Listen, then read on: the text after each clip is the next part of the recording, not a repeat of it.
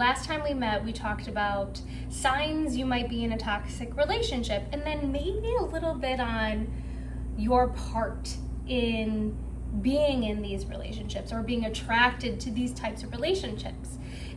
The question I get a lot is, yes, I know I'm in a toxic relationship, but Kristen, why can't I leave it?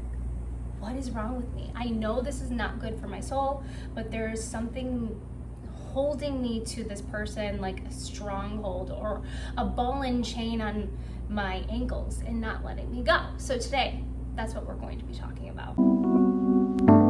Hi, I'm Kristen Constantino. I'm a transformational mental and nutritional wellness coach. Today, I want to talk about what is a trauma bond, who's at risk of a trauma bond, the stages of a trauma bond, and then lastly, how to cope. A trauma bond will most definitely keep you sucked into these types of relationship. It will also most definitely keep you stuck in moving forward even after the relationship is over. A trauma bond is an emotional bond of an individual through a cyclical pattern of abuse that has both reward and punishment. And you'll notice when I talk about the stages that our urge, our desire is to get back to that butterfly phase, to get back to what it's called love bombing phase. And on top of that, within the stages, you might notice where some of your codependencies will be popping up, like the need, the desire to be validated, especially with the psychological manipulation that is going on within that cycle. So who is at risk for forming these types of bonds? I want to highlight 5 markers that may or may not resonate with you. You can make that decision yourself to give you some awareness, because remember, the only person that we can control in this world is ourselves.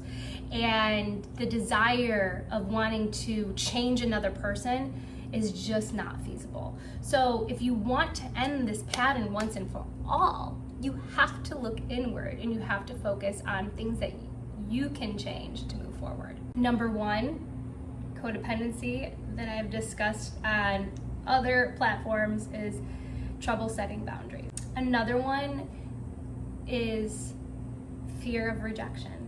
Number 3 is a history of past childhood abuse, whether it's emotional and mental or physical, sexual, and so on. Number 4, lack of self-awareness and confidence within. And this ties in with number 3 because you might have these issues from your past childhood trauma and or abuse. Number 5, a codependency on being the savior. Your Jesus complex, right? You're the one that can help. You're the one that can save, which is also most likely rooted somewhere in your past. You can make a decision of which one you resonate with the most. Share with me in the comments if I didn't name something that you feel like could be the reason why you're at risk of forming these types of bonds. I would love to hear from you. Now let's dive into the 7 stages of a trauma bond and what you can do in raising your level of awareness so you can move forward faster than sticking with this cycle. Phase number 1. Love bombing phase. This is the most exciting part of, remember, it's a cycle, so it will come back, especially if the partner that is the abuser is not doing any inner work, especially if you as a person is not doing any inner work for some of the codependencies and past traumas that you might have. So love bombing phase is the exciting part because they emulate the person that you want in your life, almost like your dream partner, okay? So it sucks you in. It really gives you hope for the future. Phase number 2 is trust and dependency. During this phase, the abuser is testing you out, seeing what things that you will tolerate. And it's little by little, so you won't notice it, and then it can gradually get more and more. For instance, one of my ex-partners his strategy of financial abuse was starting very little, like, hey, can I borrow money for gas? Hey, can I borrow $5 here and there? And then it got bigger and bigger and bigger. Phase 3. This is probably one of the more obvious phases, unless maybe you're with somebody that is more introverted or covert, but phase 3 is criticism. This is where they're using your fears against you that they found out during the love bombing phase, right? And they're using that as a manipulation technique to start pushing you down to the ground. So it's almost like you start to lose yourself little by little. There's a lot of manipulation techniques that could happen in a toxic relationship. So phase 4 is the manipulation and or gaslighting. Gaslighting is a very highly intelligent way to manipulate someone into thinking that they're the crazy one, they're the problem, right? And once again, this could be used overtly or covertly, and I'll talk a little bit more about details on what those look like in another video. However, the gaslighting is like, hey, you know, you're the one that needs the work. Like, for instance, in my experience, like, I have ADHD and you don't know how to handle it, and this is where our problems come from. So what do? Go to counseling and start reading books while that person is sitting pretty, and I'm just enabling that behavior. Phase 5 is where you're just like, I give up. You have been so beat down in phase 3, you're thinking you're crazy in phase 4, and maybe you start to participate in numbing activities like drinking or smoking pot, so you don't have to really deal with the problems at a more intrinsic level, and you let things slide a little bit easier to avoid explosive arguments. Phase 6 is you lost yourself. You literally are looking in the mirror and you're thinking, who am I? Where is my identity? The person that I was prior to this relationship, the person that I wanted to be while we were in this relationship. But in my case, for example, instead, I'm being a nag, I'm being a mother, I'm being depressed, I am not motivated to do the regular things, I'm just going through the motions. I don't have my passions anymore. Where did I go?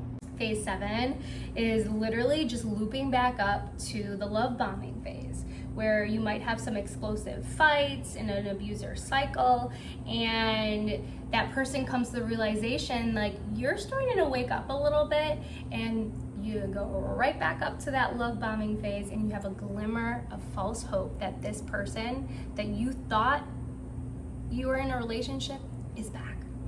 All of this, my friend, has a severe negative impact on your mind and your body. Tell me if these things sound familiar to you. How do you cope? Now everything is said and done, you're out of this relationship. I want to give you 3 things that you can do to help you move forward. And these 3 things will only work, my friend, if you take action. So when I'm giving you these 3 things, at least take one and run with it, okay? You feel more fatigued, you have brain fog, you're heightened anxiety. You might even get to the point where you're hyperventilating for absolutely no reason. You're having flashbacks and nightmares. Number 1, knowledge is power. Self-awareness is powerful. So continue to plug into these videos that I'm putting out on the channel, continue to investigate some of the things you've been through. On top of that, learning who you are, coming back to that, because that's going to give you the motivation and the drive to live your life by design, is by knowing who you are and operating that way. One book I highly recommend to read is called Codependent No More. Number 2, get support. Woohoo, you're here. Getting support mentally, planting some seeds in your mind, which is amazing. Now, if you'd like something a little bit more consistent, I do have a free community that you can learn more about, or you can book a free toxic relationship breakthrough call if you're someone like me that is a strong verbal processor, to discover what steps you should be taking next. Number 3, invest in yourself. Despite maybe what you have been told the past X amount of years being in this toxic relationship, you are worth it.